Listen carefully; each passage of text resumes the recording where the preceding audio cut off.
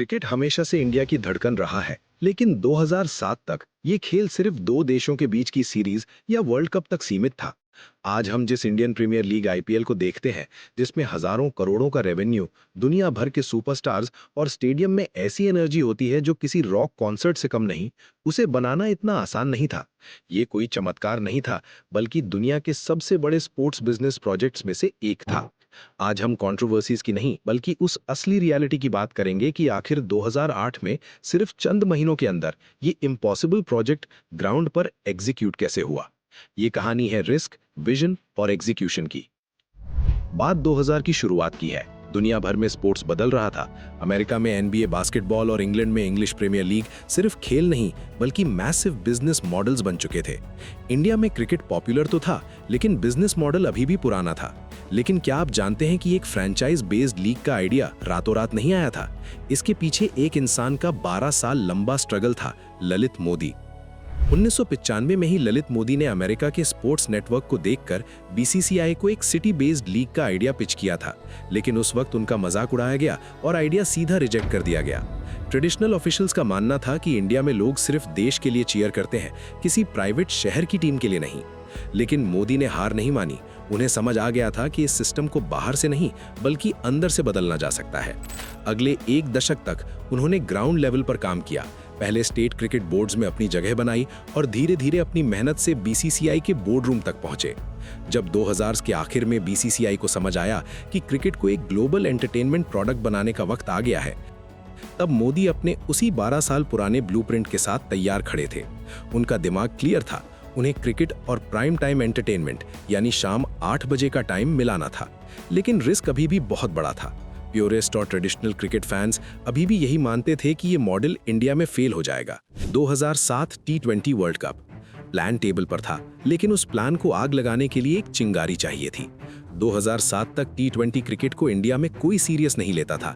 ये फॉर्मेट नया था और लोग इसे सिर्फ प्रैक्टिस मैचेस की तरह देखते थे।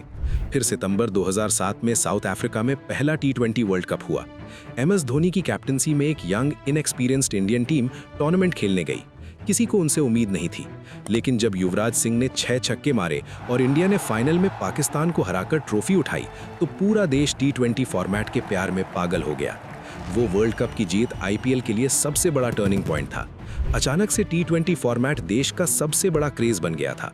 बोर्ड समझ गया कि अब इस फॉर्मेट में पोटेंशियल ही पोटेंशियल है। बीसीसीआई ने ऑफिशियली इंडियन प्रीमियर लीग को दुनिया के सामने अनाउंस कर दिया।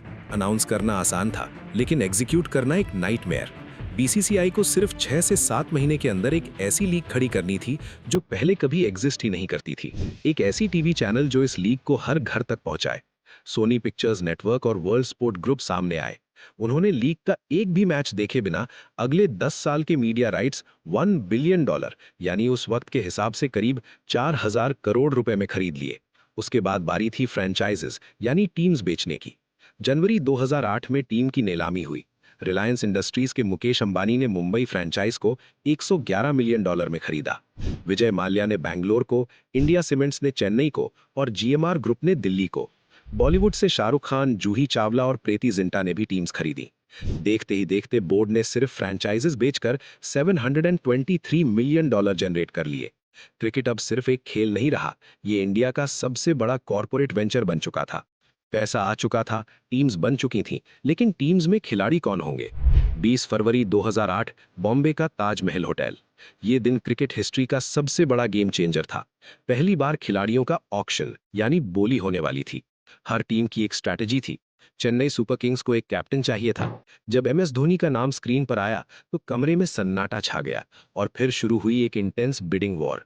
चेन्नई सुपर किंग्स ने आखिरकार धोनी को $1.5 मिलियन में खरीदा और वो उस सीजन के सबसे महंगे खिलाड़ी बने। इंटरनेशनल स्टार्स जैसे एंड्रू साइमंस, सनात जयसूर्या और शेन वॉर्न पर करोड़ों की बारिश हुई। उस दिन खिलाड़ियों को एहसास हुआ कि उनकी असली मार्केट वैल्यू क्या है।